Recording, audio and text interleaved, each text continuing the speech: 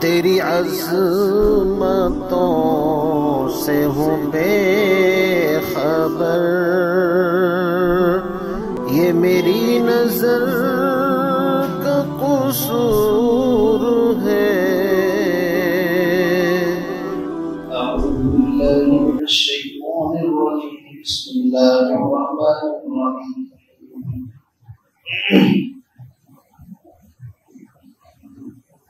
يا بني إسرائيل اذكروا نعمتي التي أنعمت عليكم وأوفوا بعهدي أوف بعهدكم وإياي فارهبون،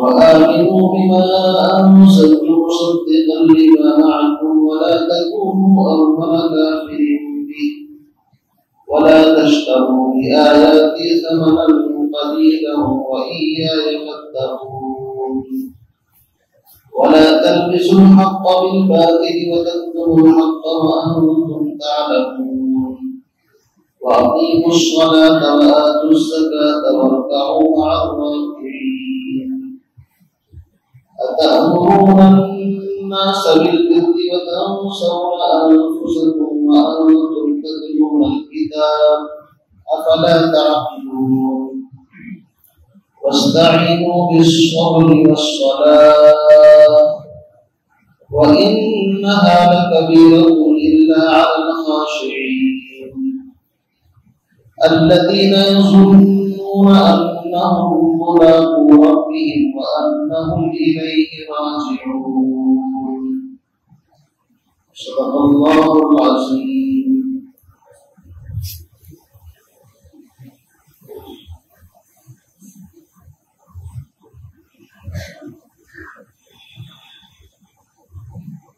سورۃ البقرہ یہ اس کی 39ویں آیت ہے اور رکوع نمبر 4 آیت نمبر 39۔ اس سے پہلے توحید، رسالت، آخرت اور حضرت سیدنا آدم علیہ نبینا علیہ السلام کو زمین پر خلیفہ بنانے کا اللہ نے ارادہ کیا، اور فرشتوں کی گفتگو، پھر اللہ رب العزت نے ان کے سوالوں کا جواب آدم علیہ السلام کی زبان دلوایا۔ اس بات کو دیکھ کر فرشتے سجدے میں گر پڑے اور کہنے لگے سبحانک لا علم لنا الا ما علمتنا، پروردگار ہمیں تو بس اتنا ہی پتا ہے جتنا آپ نے ہم کو بتا دیا، اس سے زیادہ ہم کچھ نہیں جانتے۔ اللہ رب العزت نے آدم علیہ السلام کی فضیلت ظاہر کرنے کے لیے فرشتوں کو حکم دیا فسجدوا، سب کے سب سجدے میں چلے جاؤ، تو تمام فرشتے سجدے میں چلے گئے الا ابلیس، لیکن ابلیس جو تھا شیطان، کان من الجن، یہ جنات میں سے تھا، ففسق عن امر ربی، یہ اپنے رب کے نافرمانی کے اوپر اتر گیا، اس نے سجدے سے انکار کر دیا، تو اللہ رب العزت نے اس کو وہاں سے نکالا، راندہ درگاہ کیا۔ یہ سب باتیں آپ حضرات کے سامنے تفصیل کے ساتھ آ چکی ہیں۔ پھر آدم علیہ السلام کی توبہ کا ذکر آیا کہ آدم علیہ السلام زمین پر جب اتارے گئے تو بڑے پریشان، اللہ سے ہر وقت توبہ ربنا ظلمنا انفسنا وان لم تغفر لنا وترحمنا لنكونن من الخاسرین پڑھتے رہتے ہیں۔ اللہ رب العزت نے ان کی توبہ قبول فرمائی اور ان کو زمین پر اتار دیا، چونکہ اصل زمین کی خلافت ان کو دینی، لیکن ساتھ ساتھ ایک تعلیم، ایک ہدایت تھی، فَإِمَّا يَأْتِيَنَّكُم مِّنِّي هُدًى، جب بھی میری طرف سے تمہارے پاس کوئی ہدایت، آسمانی وحی کسی پیغمبر کے ذریعے سے آئے، فمن تبع ہدایا، بس جو بھی اس ہدایت کا اتباع کرے گا، فلا خوف علیہ، تو اس پر نہ کوئی خوف ہوگا، نہ وہ غمزدہ اور پریشان ہوں گے۔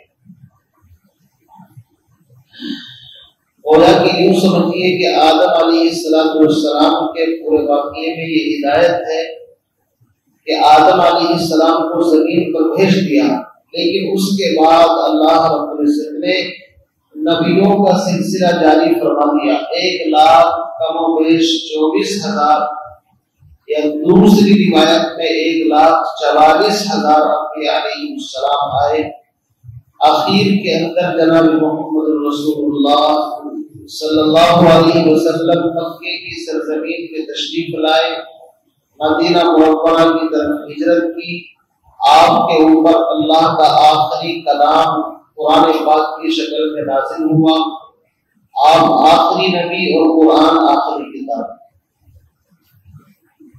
اب اس کے بعد جو رکوع میں نے آپ حضرات کے سامنے پڑھا ہے، یہ سورہ بقرہ کا 4تھا رکوع ہے۔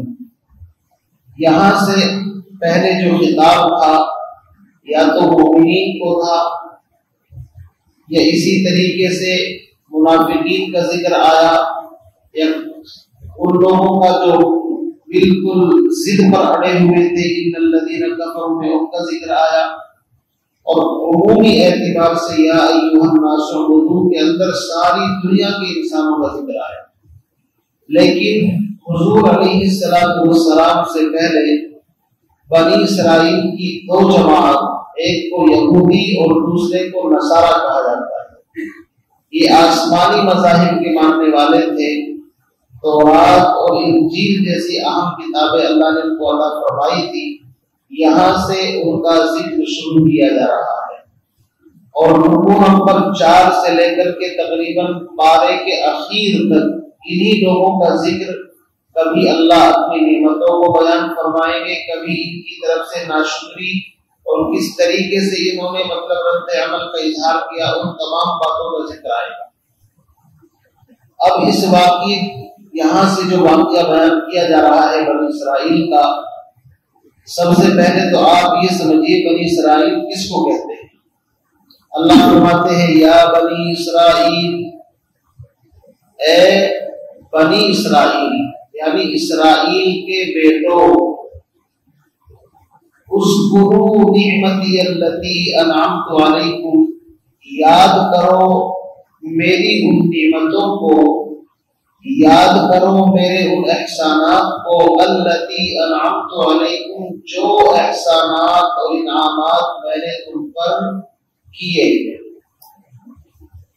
یہاں پر ان احسانات کا ذکر نہیں ہے، اس کے بعد رکوع نمبر 5 سے تفصیل کے ساتھ ان نعمتوں کا ذکر آ جائے گا کہ اللہ نے ان پر کیا کیا نعمتیں کی۔ یہاں اس رکوع کے اندر اجمال ہے، آگے چل کر کے تفصیل کے ساتھ آئے گا۔ فرمایا اے فرزندان یعقوب، میری ان نعمتوں کو، احسانات کو یاد کرو، التی انعمت علیکم، جو احسانات میں نے تم پر کیے ہیں، وَأَوْفُوا بِعَهْدِي أُوفِ بِعَهْدِكُمْ، تم میرے عہد کو پورا کرو، میں تمہارے عہد کو پورا کروں گا۔ وَإِيَّايَ فَارْهَبُونِ، اور میرے علاوہ دنیا کی کسی طاقت سے تمہیں ڈرنے کی ضرورت نہیں، صرف اور صرف مجھ ہی سے ڈرو۔ یہ اس رکوع کی پہلی آیت کا ترجمہ ہوا۔ یہاں پر خطاب بنی اسرائیل کو ہے۔ اللہ رب العزت نے کہیں تو خطاب اہل کتاب کے عنوان سے فرمایا یا اہل الکتاب، اے کتاب والو، اس سے بھی مراد یہود و نصارہ ہوتے ہیں۔ کہیں اللہ رب العزت یا بنی اسرائیل کہہ کر کے خطاب کرتا ہے، اس سے بھی مراد وہی لوگ، لیکن خاص طور سے بنی اسرائیل سے مراد حضرت یعقوب علیہ السلام کی اولاد۔ سیدنا ابراہیم علیہ نبینا علیہ السلام جد الانبیاء ہیں، تمام نبیوں کے دادا۔ حضور علیہ السلام کا سلسلہ حضرت ابراہیم تک پہنچتا ہے۔ اسی طریقے سے حضرت عیسیٰ، حضرت موسیٰ، حضرت داؤد، سلیمان، ان تمام نبیوں کا سلسلہ بھی حضرت ابراہیم تک پہنچتا ہے۔ یوں سمجھیے کہ ابراہیم علیہ السلام مین ہیں اور پھر انہی کی اولاد میں سے بنی اسماعیل بھی ہے اور بنی اسرائیل. اللہ رب العزت نے حضرت ابراہیم علیہ السلام کو عراق کے ایک شہر بابل اس کے قریب میں ایک جگہ تھی، وہاں پر ان کو پیدا فرمایا. ماحول ایسا ہے، گھر کے اندر صرف بت پرستی نہیں بلکہ بتوں کا پورا کارخانہ فیکٹری.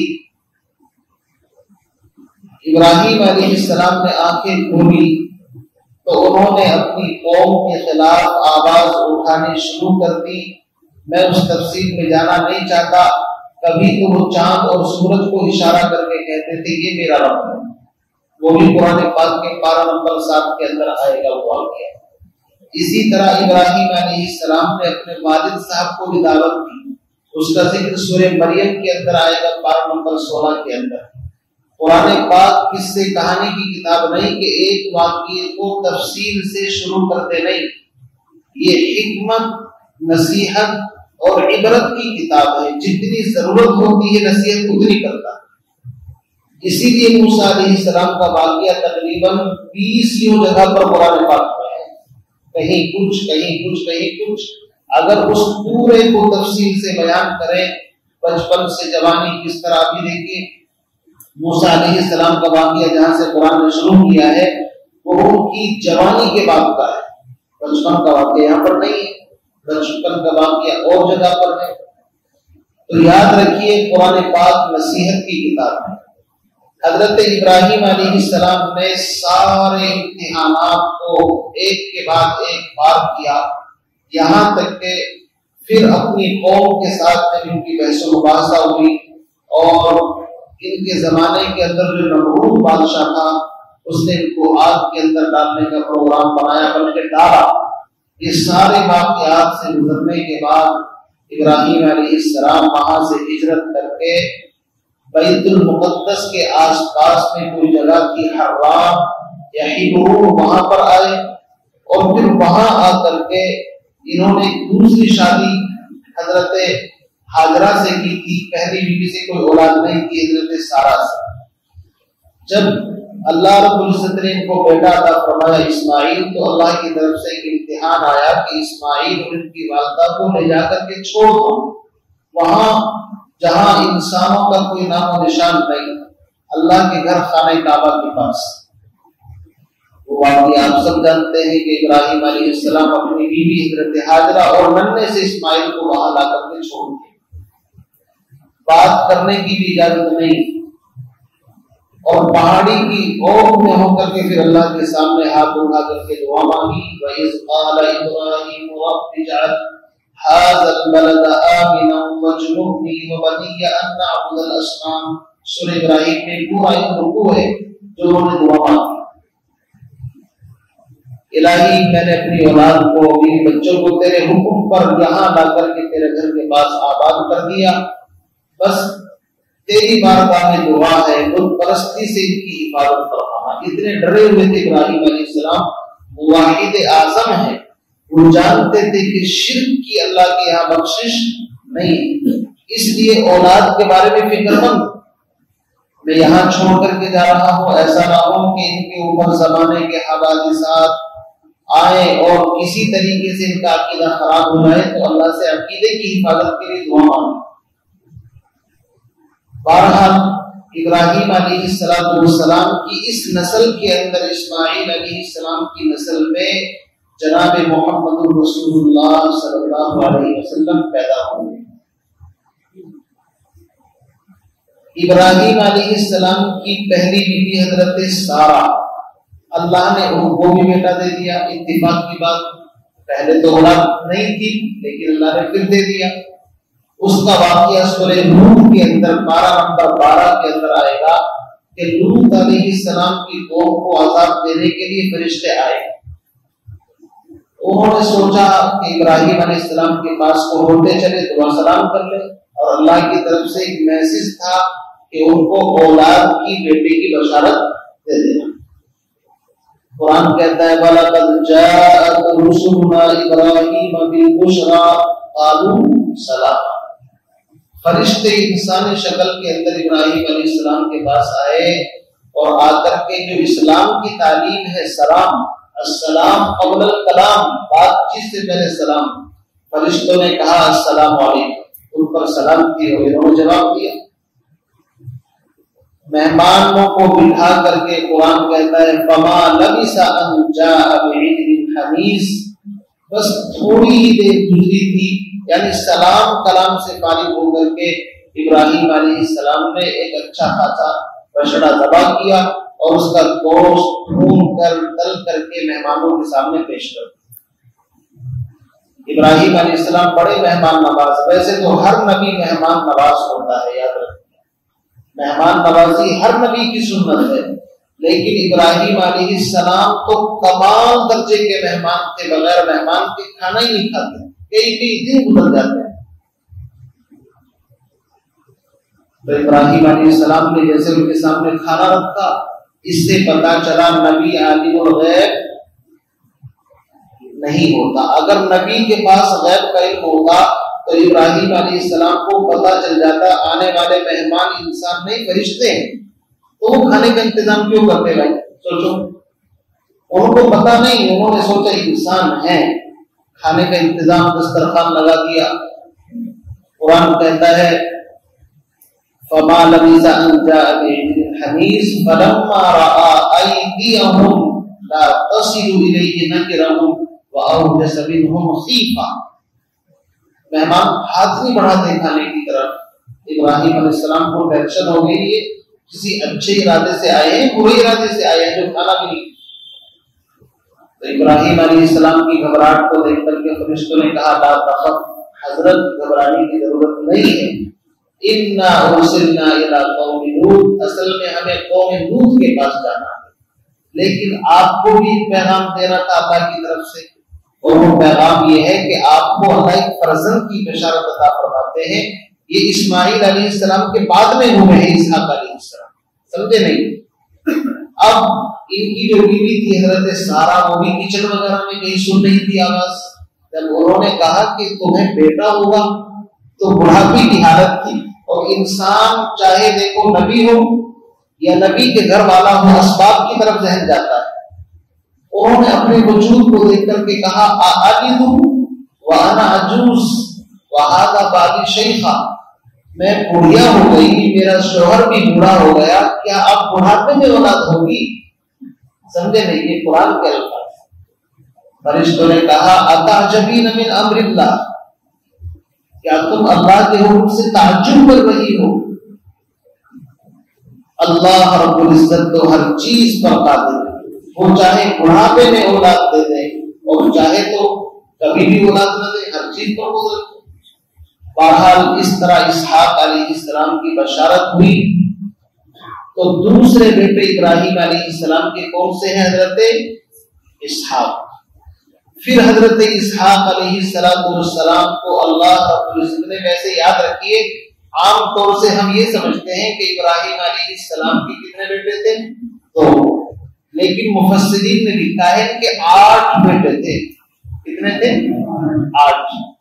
سمجھے نہیں؟ یہ جو دوسرے شہر ہیں مدین فلا شہروں کا ذکر آتا ہے، یہ بھی انہی کی اولاد ہے، لیکن فیمس اور مشہور 2 ہی ہوئے ہیں، حضرت اسحاق اور حضرت اسماعیل علیہ السلام، اس لیے ان کا ذکر آتا ہے۔ تو اسحاق علیہ السلام کو اللہ رب العزت نے پھر ایک بیٹا عطا فرمایا، جس کا نام کیا ہے؟ یعقوب۔ کیا نام ہے؟ یعقوب۔ فرشتوں نے اسی میسج کے اندر یہ بھی کہا تھا ایک بیٹا ہوگا جس کا نام اسحاق ہوگا، وَمِن وَرَاءِ اسحاق یعقوب، پوتے تک کی بشارت تھی، اور وہی نہیں ان کو بھی اللہ بیٹا دے گا، اس کا نام یعقوب ہوگا۔ آپ سمجھیے کتنا بڑا انعام ہے کہ نام بھی اللہ بتا رہے ہیں اور خوشخبری بھی ڈبل کہ بیٹا بھی ہوگا اور پوتا بھی ہوگا، ان کی جب شادی ہوگی اللہ ان کو بھی ہوگا۔ تو حضرت یعقوب علیہ نبینا علیہ السلام، یہ ابراہیم علیہ السلام کی کیا ہے بھائی؟ پوتے ہوئے نا، کیا نام؟ پوتے۔ اب حضرت یعقوب علیہ السلام جو ہے پھر اللہ نے ان کو 12 بیٹے عطا فرمائے. کتنے؟ 12، جن کا ذکر تفصیل سے سورہ یوسف کے اندر آئے گا انشاءاللہ. پورا سبب رکھتے ہیں آپ، لیکن میں اجمالاً بتا دوں. تو یعقوب علیہ السلام کے بیٹوں میں سے ایک کا نام یوسف بھی ہے، ایک کا نام بنیامین ہے، اور بھی بہت سارے نام ہیں. یہ 12 بیٹے تھے یوسف علیہ السلام کے، اور 12 کے 12 قبیلے تھے. یوں سمجھیے آپ 12 خاندان تھے. جہاں جاتے تھے 12 کے 12 اکٹھے رہتے تھے. محبت بھی تھی ان کے اندر، پیار تھا. وہ ٹھیک ہے حسد ہو گیا تھا یوسف علیہ السلام سے، ہو جاتا ہے، لیکن اس کے باوجود جہاں جاتے تھے الگ رہنا، کھانا پینا، لیکن قریب قریب رہتے تھے. تو یعقوب علیہ السلام کا نام ہے اصل میں اسرائیل. یعقوب علیہ السلام کا نام کیا ہے؟ اسرائیل. ان کا لقب کہہ دیجیے، نام تو یعقوب ہے. اسرائیل کے معنی آتے ہیں اللہ کا بندہ. اسرا مانے بندہ، اور ایل کہتے ہیں اللہ کو عبرانی زبان کے اندر، جیسے عربی زبان میں عبداللہ کہتے ہیں، عبداللہ اللہ کا بندہ، ایسے ہی عبرانی زبان کے اندر اسرائیل کے معنی آتے ہیں اللہ کا بندہ. تو یعقوب علیہ السلام کا لقب اسرائیل ہے.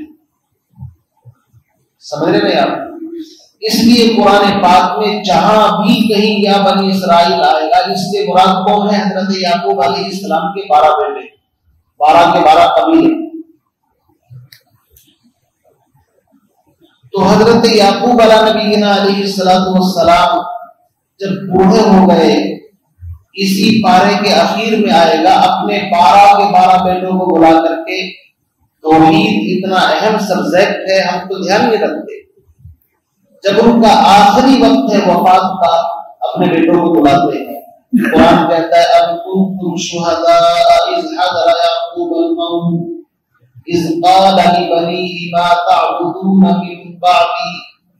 کیا تم اس وقت موجود تھے جب ابراہیم علیہ حضرت یعقوب علیہ السلام نے اپنے بیٹوں کو بلایا؟ بیٹے پوتے سبھی ہوں گے، پورے پریوار کو بلایا اور ان سے پوچھا ما تعبدون من بعدی، میرے دنیا سے جانے کے بعد کس کی عبادت کرو گے؟ یہ مین سبق ہے جو ابراہیم علیہ السلام نے اپنی اولاد کے اندر منتقل کیا تھا. ابراہیم علیہ السلام بھی فکر مند تھے، جب اپنے بیٹے کو چھوڑا تو اللہ سے دعا مانگی تھی. پتہ چلا کہ عقیدے کی حفاظت کے لیے دعا بھی کرنی چاہیے اور اپنی اولاد کو سمجھانا بھی چاہیے. تو بہرحال حضرت یعقوب علیہ نبینا علیہ السلام کا جو سلسلہ نسب ہے، اس کے اندر تقریباً 4000 پیغمبر پیدا ہوئے. کتنے؟ 4000 نبی. حضرت داؤد، ان کے بیٹے حضرت سلیمان. اسی طریقے سے ہم آگے کی طرف بڑھتے چلے جائیے، حضرت موسیٰ، ہارون، یوشع، اور بہت ساروں کے نام قرآن میں مذکور بھی نہیں ہے. تقریباً 4000 پیغمبر حضرت یعقوب علیہ السلام کی نسل کے اندر ہوئے. اب جس کو اتنا بڑا احساس مل جائے، ایک نبی بھی بہت بڑی بات ہے، 4000 نبی پیدا ہونا کوئی معمولی بات تو ہے نہیں. باپ نبی، بیٹا نبی، پوتا نبی، ایسا بھی چلتا تھا. یوسف علیہ السلام نبی، اور باپ یعقوب علیہ السلام نبی، اور اسحاق بھی نبی، اور دادا بھی نبی. 4 پشت چل رہی ہے. تو اللہ رب العزت کی ان نعمتوں کا انہوں نے ناجائز فائدہ اٹھانا شروع کر دیا. انسان کی فطرت ہے، اگر وہ کسی نعمت کو یہ سمجھ لے کہ اللہ کا انعام ہے، پھر تو قدردانی ہوتی ہے. اور اگر یہ سمجھ لے میری صلاحیت، مجھے حق پہنچتا ہے، میرے اندر صلاحیت ہے کہ مجھے نعمت ملنی چاہیے، تو پھر انسان قدردانی نہیں کرتا.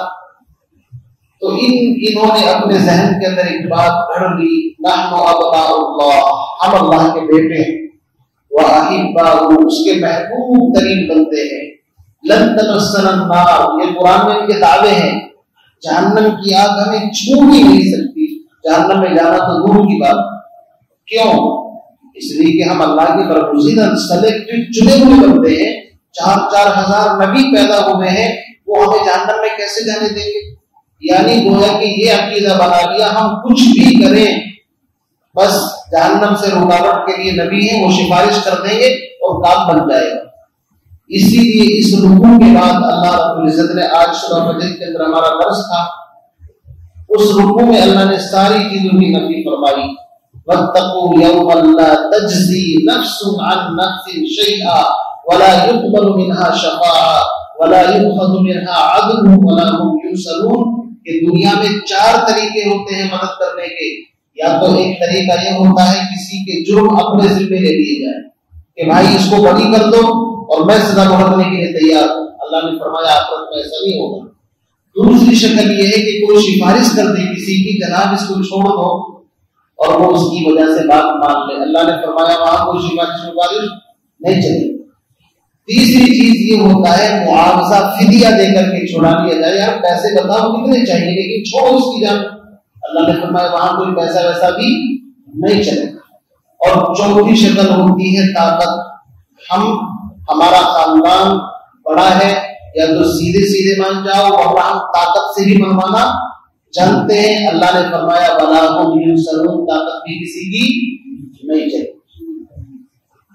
تو اس رکوع کے اندر اللہ رب العزت نے ان بنی اسرائیل کو جو اللہ کے برگزیدہ بندے تھے، واقعی اس میں کوئی شک نہیں، لیکن منزل سے پٹری سے ہٹ گئے، ان کو دعوت دی جا رہی ہے کہ دیکھو میرا نبی مکے کی سرزمین پر پیدا ہو چکا، ہجرت کر کے مدینہ منورہ آ چکے، تم پڑھے لکھے لوگ ہو، سارے عرب کے اندر تمہاری دھاک ہے، سب لوگ تم سے مسائل میں رجوع کرتے ہیں، اگر تم ان کو ایکسپٹ کر لو گے، تسلیم کر لو گے تو سب لوگوں کے لیے راستہ آسان ہو جائے گا،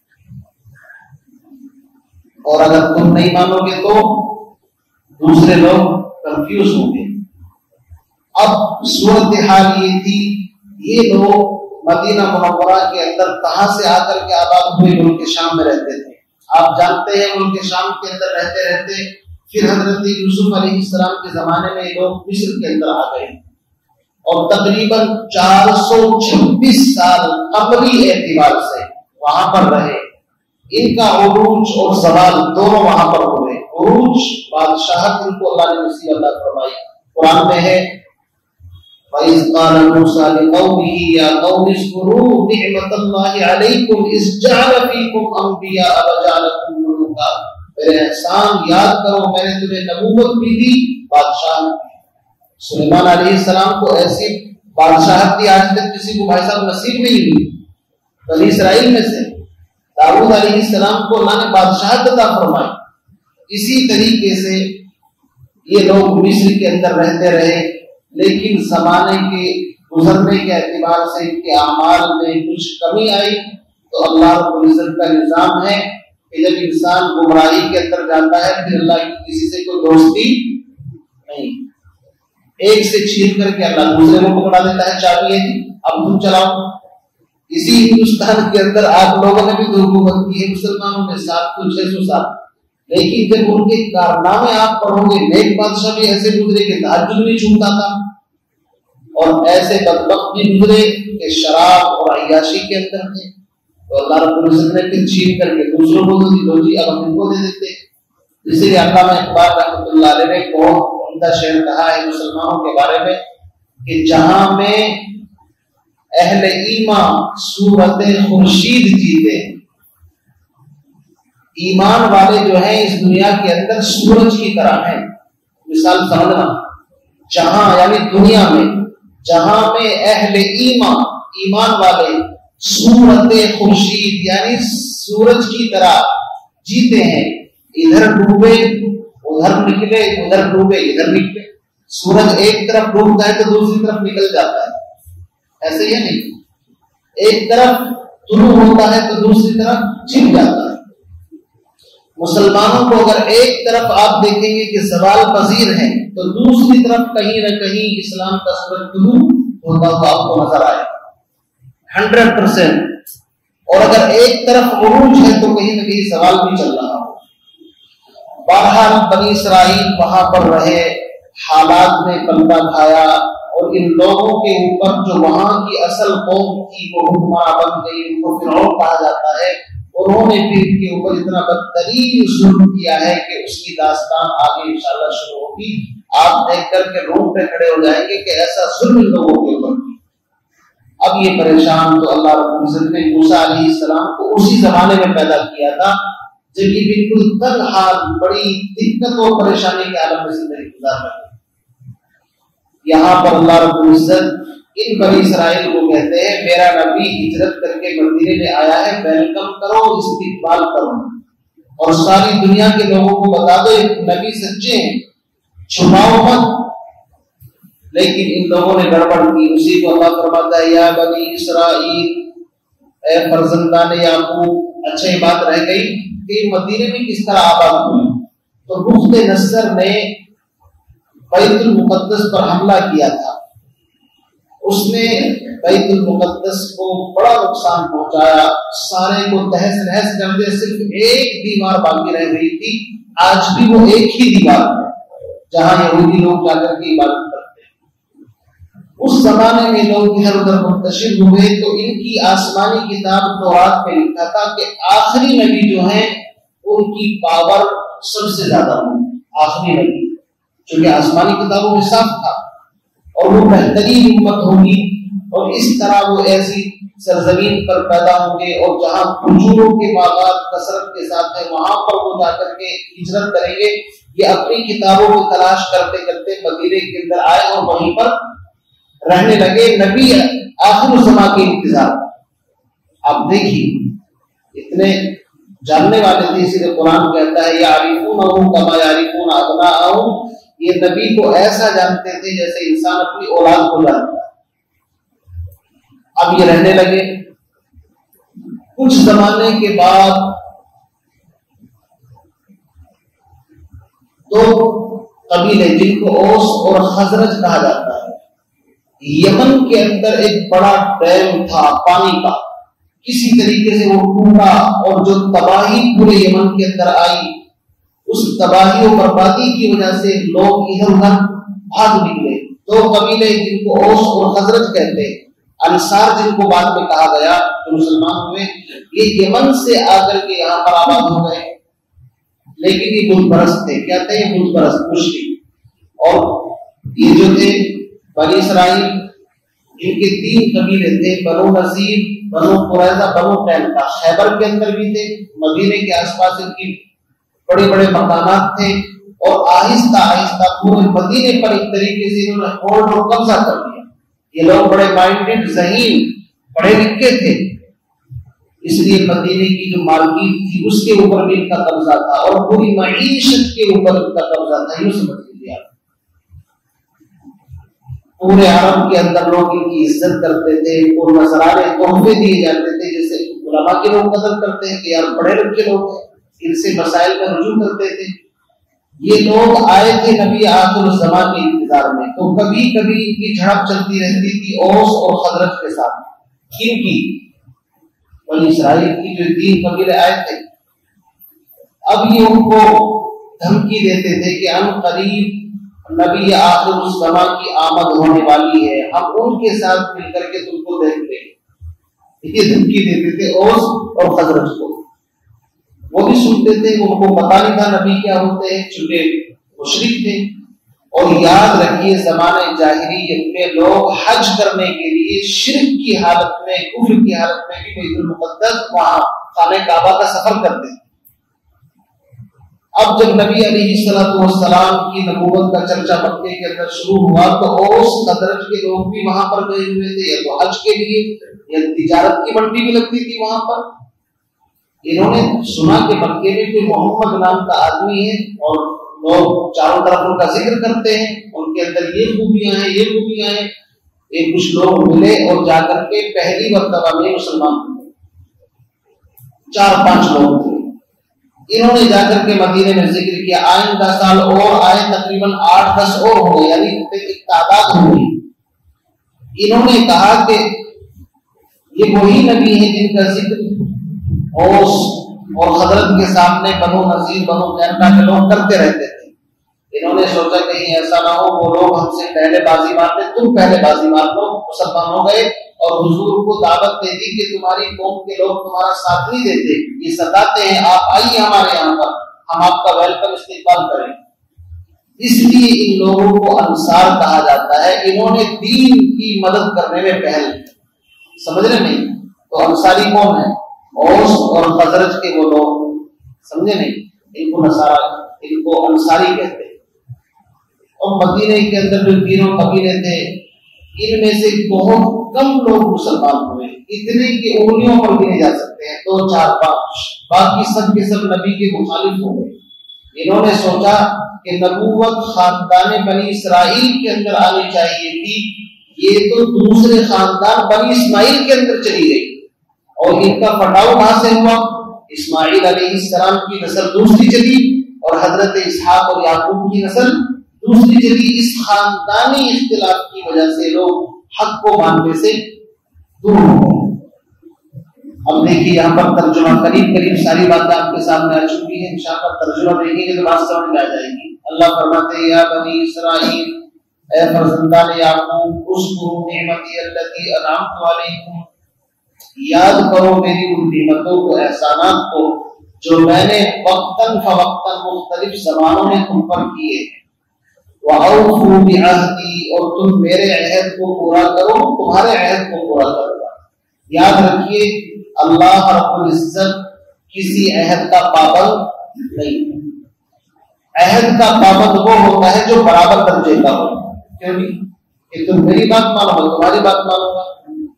اللہ کا فضل ہے کہ مخلوق کے ساتھ ایسے بات کر رہے ہیں گویا کہ یہ بھی قریب میں ہی ہے. یعنی اوفو بعہدی، اگر آپ اس کی بلاغت کو سمجھیں تو تعجب کی انتہا ہوگی، کہاں خالق کہاں مخلوق. لیکن پھر بھی کہہ رہے ہیں اگر قریب ہوتا ہے آدمی، کوئی سخی ہوتا ہے، فیاض اور دل بڑا ہوتا ہے تو کہتا ہے چلو تم میرے لائق تو نہیں، لیکن پھر بھی میں تمہیں اپنے مقام کے برابر سمجھ کر کے گفتگو کر رہا ہوں. تو اللہ فرماتے ہیں کہ تم میرے عہد کو پورا کرو. اللہ کا عہد کیا تھا؟ قرآن میں ہے کہ اللہ نے ان سے عہد لیا تھا، ایک تو نمازوں کی پابندی کرنا، زکات دینا، اور آخری نبی جب آئے تو ان پر ایمان لانا. یہ ہر دور کے اندر عہد لیا گیا. تو اس طرح قرآن پاک کی سورہ مائدہ کی آیت نمبر 12 وَلَقَدْ أَخَذَ اللَّهُ مِيثَاقَ بَنِي إِسْرَائِيلَ وَبَعَثْنَا مِنْهُمُ اثْنَيْ عَشَرَ نَقِيبًا وَقَالَ اللَّهُ إِنِّي مَعَكُمْ لَئِنْ أَقَمْتُمُ الصَّلَاةَ وَآتَيْتُمُ الزَّكَاةَ وَآمَنْتُمْ بِرُسُلِي. یہ عہد تھا.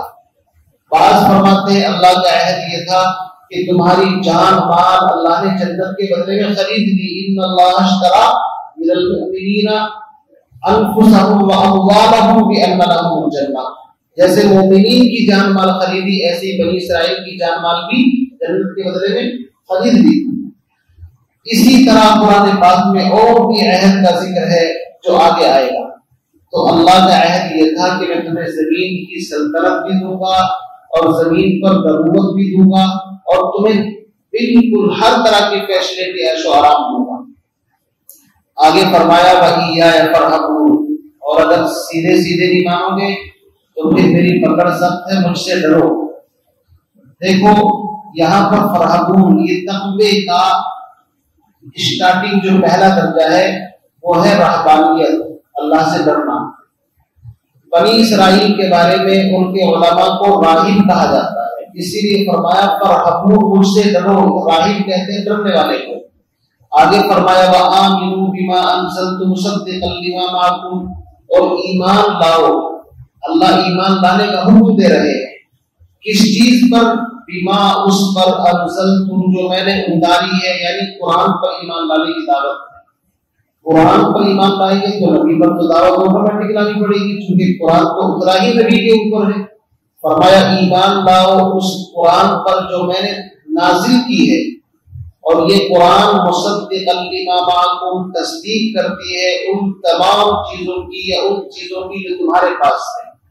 قرآن نے کبھی مخالفت نہیں کی تورات، انجیل، زبور کی، بلکہ قرآن کو چیخ کر کے کہتا ہے بنی اسرائیل کو اللہ نے کتاب دی تھی جس کا نام تورات تھا. اتنی بات ضرور ہے کہ قرآن یہ بھی کہتا ہے کہ انہوں نے اپنی کتاب میں چینجنگ کر دی تھی، یہ بھی قرآن کہتا ہے. تو قرآن کے اوپر ایمان لاؤ. آگے فرمایا ایمان لانا دو طریقے سے ہے، ایک تو یہ کہ نبی اور قرآن کو مانو، دوسرا یہ ہے کہ تمہاری کتابوں کے اندر جو باتیں لکھی ہیں تورات کے اندر وہ بعینہ قرآن کے اندر پوری ہو رہی ہیں، قرآن کی تصدیق کر رہا ہے، تو اس سے تو تمہارا سینہ اور چوڑا ہو جائے گا کہ جو دین ہمارا ہے وہی دین یہ ہے، دونوں کا سرچشمہ ایک ہی ہے، توحید رسالت آخرت، بس تم کو تورات ملی ہے یہ قرآن ہے، فرق کتنا ہے؟ تو فرمایا وَلَا تَكُونُوا أَوَّلَ كَافِرٍ بِهِ، اور تم اول یعنی سب سے پہلے انکار کرنے والے نہ بنو۔ کیا مطلب؟ پڑھے لکھے لوگوں نے، ان پڑھ لوگوں نے تو مکے کے لوگوں نے بھی انکار کیا، لیکن تم پڑھے لکھے لوگ ہو، تم پہلے سے نبوت کو بھی جانتے ہو، کتابوں کو بھی جانتے ہو، تم جان بوجھ کر کے انجان نہ بنو۔ آگے فرمایا وَلَا تَشْتَرُوا بِآيَاتِي ثَمَنًا قَلِيلًا، اور ہماری آیتوں کو حقیر معاوضے کے بدلے میں مت بیچو۔ ان کا کام کیا تھا؟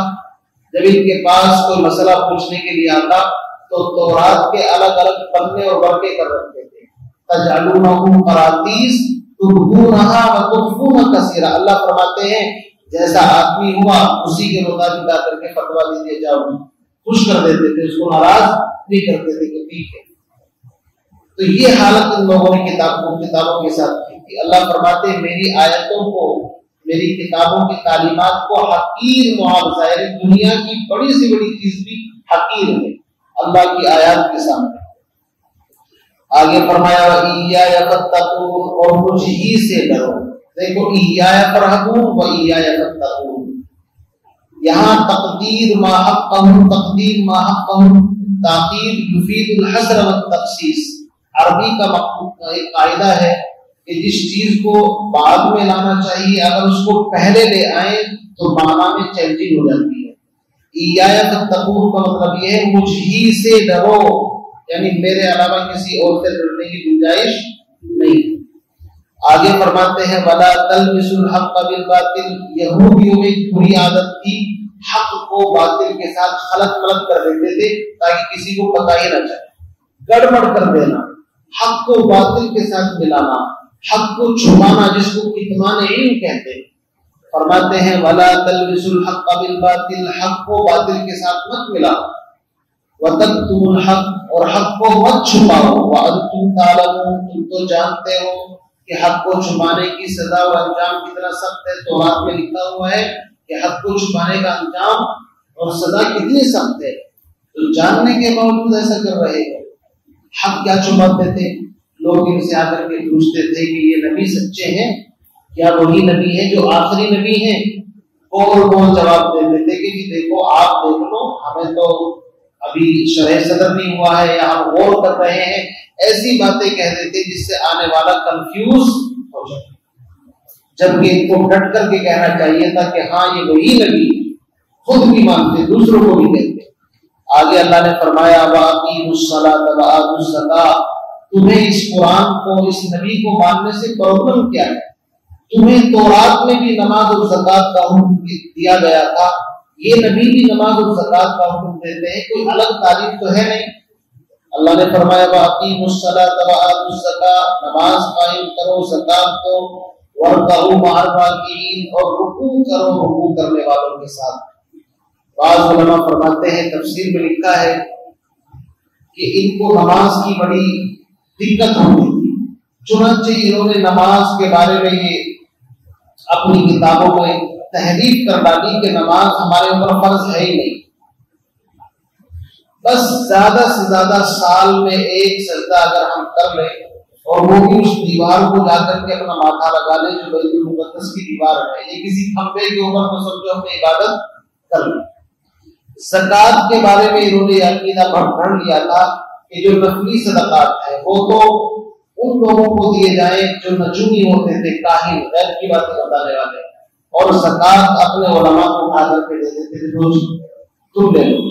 تو انہوں نے دین کا ایک مذاق اور حلیہ بگاڑ رکھا تھا۔ اللہ نے فرمایا ایسا مت کرو، نماز پڑھو، زکوٰۃ دو، وَارْكَعُوا مَعَ الرَّاكِعِينَ۔ اچھا جتنی بھی آسمانی کتابیں ہیں ہر کتاب میں نماز کا اور زکوٰۃ کا ذکر قریب ساتھ ساتھ ملے گا۔ سورہ مائدہ کی جو میں نے آیت پڑھی جس میں اللہ نے ان سے عہد کیا تھا اس میں ہے لئن اقمتم الصلاۃ وآتیتم الزکاۃ، اگر تم نماز اور زکات دو گے اور میرے نبیوں پر ایمان لاؤ گے. اور بھی کئی ہے، میں حوالے وقت کی قلت کی وجہ سے نہیں دے رہا، ورنہ قرآن ہی کے اندر موجود ہے کہ ان کو صاف صاف نماز اور زکات کا حکم دیا گیا تھا. اچھا، خاص طور سے رکوع کا ذکر فرمایا. بعض کہتے ہیں کہ یہود ان کی نماز میں رکوع نہیں تھا، اس لیے ان کو فرمایا رکوع کرو رکوع کرنے والوں کے ساتھ، یعنی امت محمدیہ جیسی نماز پڑھو، اس لیے کہ ان کی نماز کامل ہے، رکوع بھی ہے، سجدہ بھی ہے، قیام بھی ہے، قعود بھی ہے، سر سے لے کر پیروں تک اللہ کے غلامی کا منظر ہے، کبھی کھڑا ہے کبھی بیٹھا ہے، اس لیے ایسی نماز پڑھو. آگے فرمایا اتأمرون الناس بالبر، کیا تم دوسرے لوگوں کو نیکی کا حکم دیتے ہو، وتنسون انفسکم، اور خود اپنے آپ کو بھلائے بیٹھے ہو، وانتم تتلون الکتاب، حالانکہ تم کتاب پڑھتے ہو، تورات پڑھتے ہو، افلا تعقلون، کیا تمہیں اتنی بھی عقل نہیں. اس میں اس بات کے اوپر اللہ کی ناراضگی ہے کہ انسان جس چیز کو دوسروں کو کہے پہلے خود اس کے اوپر عمل کرے. یہ بڑی غلط بات ہے کہ دوسروں کو تو روشنی پہنچا رہا ہے انسان، لیکن خود عمل نہیں کر رہا ہے. اللہ کے نبی نے فرمایا میں نے شب معراج میں کچھ ایسے لوگوں کو دیکھا جن کی زبانیں کینچیوں سے کاٹی جا رہی ہیں. پوچھا جبریل یہ کون؟ فرمایا یہ آپ کی امت کے وہ واعظ ہیں جو دوسروں کو بتاتے تھے خود عمل نہیں کرتے. ایک موقع پر آپ نے دیکھا کہ جہنم کے اندر ایک جہنمی ہے، اس کی انتڑیاں باہر نکلی ہوئی اور وہ اس کے گرد اس طرح گھوم رہا ہے جیسے گدھا چکی کے گرد گھومتا ہے. فرمایا یہ کون ہے؟ یہ وہ لوگ ہیں جو دوسروں کو وعظ نصیحت تقریر بیان کرتے تھے، دوسرے تو مان لیتے تھے لیکن یہ خود عمل نہیں کرتے. تو ظاہر بات ہے چیز اچھی تو ہے نہیں، اس لیے بنی اسرائیل کو فرمایا تم دوسروں کو. اس کے شان نزول میں واقعہ لکھتا ہے ابن کثیر میں، اور وہ واقعہ یہ ہے کہ ایک یہودی لڑکا حضور علیہ السلام کی خدمت میں آتا تھا. کئی دن وہ آیا نہیں، غائب رہا. تو حضور علیہ السلام کو کسی نے بتایا بچہ بیمار ہے. آپ ابو بکر عمر کچھ صحابہ کو لے کر کے گھر تشریف لے گئے اور اس بچے کا آخری وقت بالکل جانبنی کا وقت آپ نے اس سے کہا کہ کلمہ پڑھ لا الہ الا اللہ محمد رسول اللہ. اب وہ بچہ کبھی اپنے باپ کی طرف دیکھتا ہے کبھی نبی کی طرف. تو اس کے باپ نے کہا ابو القاسم محمد کی بات مان. چنانچہ اس نے کلمہ پڑھا، تب اس کی روح پرواز ہو گئی. اللہ کے نبی بڑے خوش تشریف لائے، کم سے کم ایک آدمی جہنم سے بچ گئے. تو ایسے لوگوں کو فرمایا دوسروں کو تم سمجھا رہے ہو، خود عمل کیوں نہیں کرتے؟ خود بھی تو کلمہ پڑھو. اس طرح کے بہت سارے واقعات تھے. اپنے رشتہ داروں کو کہتے تھے کہ ٹھیک ہے تم مسلمانوں کو کوئی بات نہیں، لیکن خود نہیں ہوتے تھے. تو ایسے لوگوں کے بارے میں تنبیہ ہے، لیکن اس سے یہ نہ سمجھے کہ اگر کوئی خود عمل نہیں کرتا تو دوسروں کو واضح نصیحت نہیں کر سکتا. دو فریضے الگ الگ ہیں. امر بالمعروف نہی عن المنکر ایک مستقل فریضہ ہے اور خود عمل کرنا مستقل فریضہ ہے. جو انسان دونوں پہلوؤں پر عمل کرے تو وہ تو نور علی نور ہے. لیکن اگر کوئی بد عمل ہے لیکن کسی کو اچھی بات بتا رہا ہے تو کم سے کم ایک فریضہ وہ پھر بھی انجام دے رہا ہے. اس لیے کسی کو یہ نہیں کہیں گے کہ خود عمل نہیں کرتا دوسروں کو کیوں بتا رہا ہے، ایسا نہیں کہنا چاہیے. فرمایا واستعینوا بالصبر والصلاۃ، اور مدد حاصل کرو صبر اور نماز کے ذریعے سے. دیکھو پھر نماز کا ذکر بار بار نماز کا ذکر آ رہا ہے. نماز ہے ہی ایسی چیز، انسان اگر نماز کے اوپر صحیح طریقے سے ڈٹ جائے تو خدا کی قسم اس کی زندگی کے اندر تبدیلی آ جائے. نماز ایک اتنا اونچا عمل ہے. قرآن پاک کے اندر فرمایا ان الصلاۃ تنہی عن الفحشاء والمنکر، نماز بے حیائی بری باتوں سے روکتی ہے. ایک جگہ فرمایا الصلاۃ معراج المؤمنین، حدیث ہے نماز مومن کی معراج ہے. کہیں اللہ کے نبی نے فرمایا قرۃ عین فی الصلاۃ، میری آنکھوں کی جنت نماز میں ہے. آپ نے فرمایا جس نے نماز قائم کی اس نے دین کو قائم کیا، اور جس نے نماز ضائع کر دی اس نے دین کو ضائع کر دیا. اللہ کے نبی دنیا سے جاتے جاتے الصلاۃ السلام کا درس دے کر جاتے.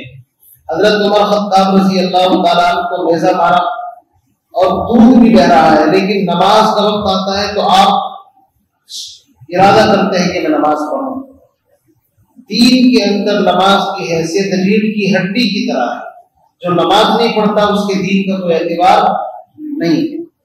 فرمایا وَاسْتَعِينُوا بِالصَّبْرِ وَالصَّلَاةِ. اسی لیے حضور علیہ السلام پر جب بھی کوئی حال پیش آیا نماز پڑھتے تھے. غزوہ خندق کے موقع پر، احزاب کے موقع پر حضرت حذیفہ فرماتے ہیں مجھے کسی کام سے اللہ کے نبی نے بھیجا تھا، میں واپس آیا تو آپ چادر اوڑھ کے نماز پڑھ رہے. بدر کی پوری رات آپ نماز پڑھتے رہے. امت کو تعلیم ہے کوئی بھی مسئلہ پیش آ جائے نماز پڑھو. حضرت ابن عباس رضی اللہ تعالیٰ عنہ کو خبر دی کہ تمہارے بیٹے کا انتقال ہو گیا. اونٹ سے اترے 2 رکعت نماز پڑھی اور کہا کہ ہمیں ایسی ہی تعلیم دی ہے اللہ کے نبی نے، یعنی حالات آئے تو نماز کا سہارا. فرمایا وَاسْتَعِينُوا بِالصَّبْرِ. اچھا صبر کسے کہتے ہیں؟ صبر کے معنی آتے ہیں رکنا، اور صبر کی 3 قسمیں ہیں. الصبر علی الطاعہ، اطاعت پر نیکیوں پر جم جانا، یہ صبر ہے. الصبر علی المعصیہ، گناہوں سے رکنے پر صبر کرنا، یہ بھی صبر ہے. اور الصبر فی المصیبہ، حالات اور تکلیف آ جائیں اس پر بھی راضی رہنا، یہ بھی صبر ہے.